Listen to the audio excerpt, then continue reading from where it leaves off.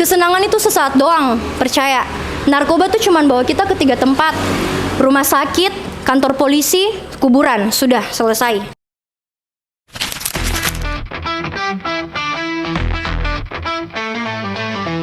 Saya sangat prihatin sekali karena narkoba jenis sabu dan ganja sudah beredar luas di Kabupaten Mimika. Kenapa loh generasi saat ini tuh masih saja menggunakan barang tersebut, dan barang itu kan sudah dilarang oleh pemerintah Indonesia. Sebagai seorang anak generasi bangsa, seorang Gen Z harus usahakan bangun pendirian serta prinsip yang baik, yang tidak mudah terjerumus, terpengaruh tentang hal-hal yang buruk seperti narkoba.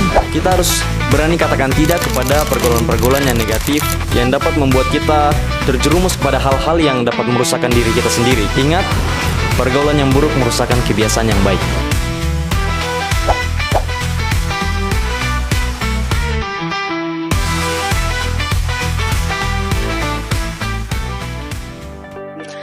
Narkoba telah menjadi ancaman serius bagi masyarakat, terutama bagi generasi muda.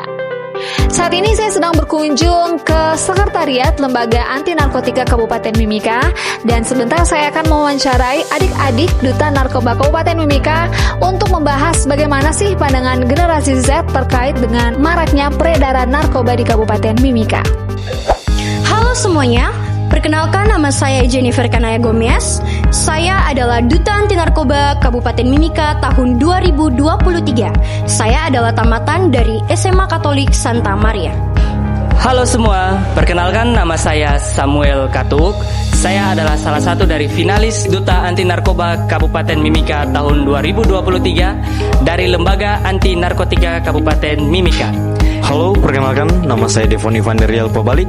Saya adalah salah satu dari finalis Duta Anti Narkoba Mimika tahun 2023. Saya bersekolah di SMK Negeri 1 Mimika dan sekarang saya berada di Papua 60 Detik Zona Gen Z. Yap, saat ini saya sudah bersama dengan Duta Anti Narkoba Kabupaten Mimika tahun 2023 yang sampai saat ini masih menjabat. Ada Naya di sini. Halo Naya. Halo kakak. Gimana nih kabarnya Naya hari ini? Ya baik dan tentunya luar biasa. Oke.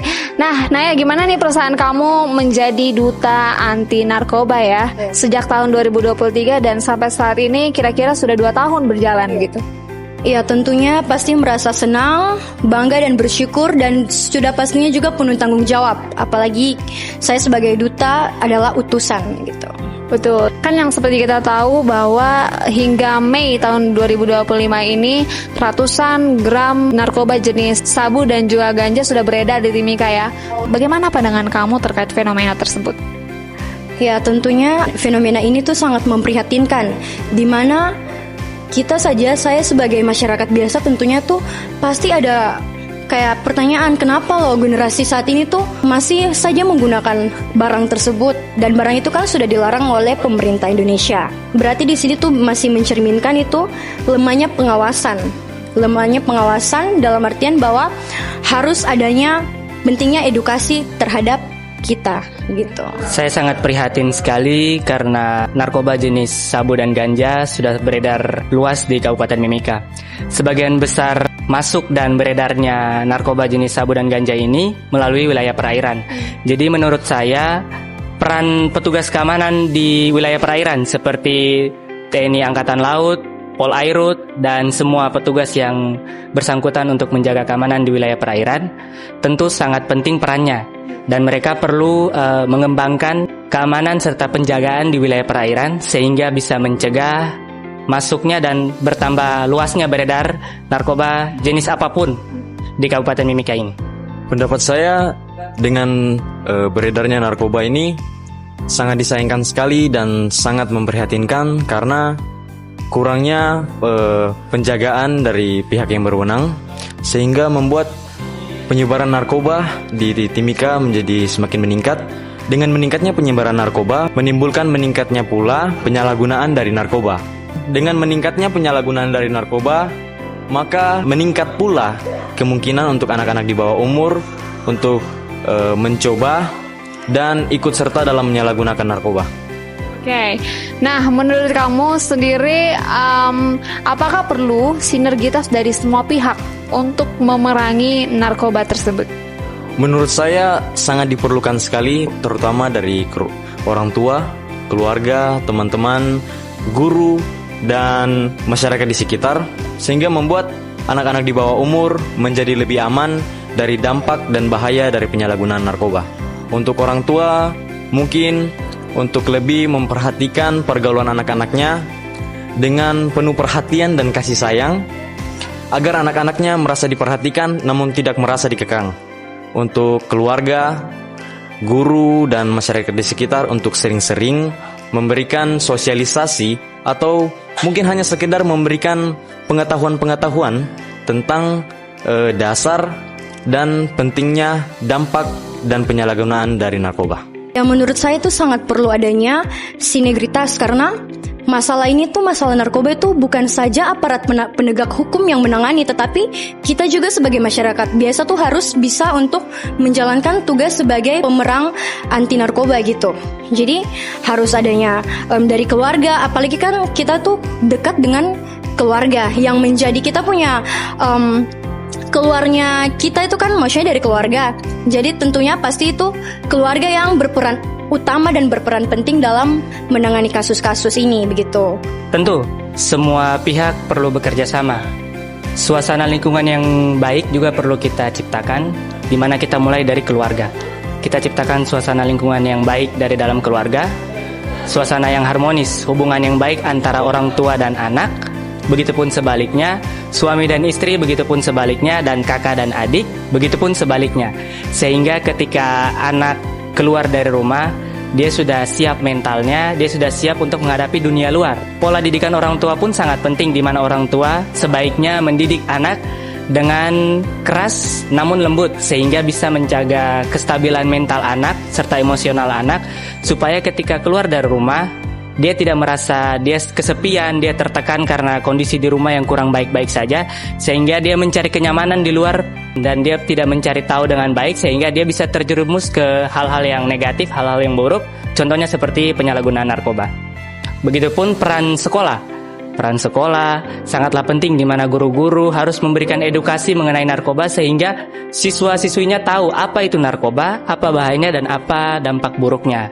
Seperti lanjut lagi ke lingkungan masyarakat, contohnya mungkin anak itu dia berkegiatan di lingkungan gereja ataupun di lingkungan masjid dan di lingkungan keagamaan lainnya. Nah, di dalam lingkungan atau kegiatan tersebut wajib menyertakan edukasi mengenai narkoba, sehingga mungkin anak itu tidak dapat di rumah, tidak dapat di sekolah, mereka dapat edukasi tentang narkoba melalui kegiatan tersebut. Oke, jadi memang sangat penting sekali dengan lingkungan sekitar, entah itu sekolah, keluarga, keagamaan pun juga ya. Oke, nah yang kita tahu kan generasi Z ini sudah terjebak dengan barang haram tersebut. Nah, menurut kamu sebagai duta anti narkoba, apa yang harus dilakukan untuk terhindar dari narkoba? Mungkin adakah langkah-langkah konkret atau seperti apa? Kalau menurut saya secara pribadi, itu semua harus dimulai dari diri sendiri, dengan menanamkan hidup takut akan Tuhan. Karena dengan kita hidup takut akan Tuhan, sudah pasti kita akan lebih memandang kepada hal-hal yang positif, bukan kepada hal-hal yang negatif.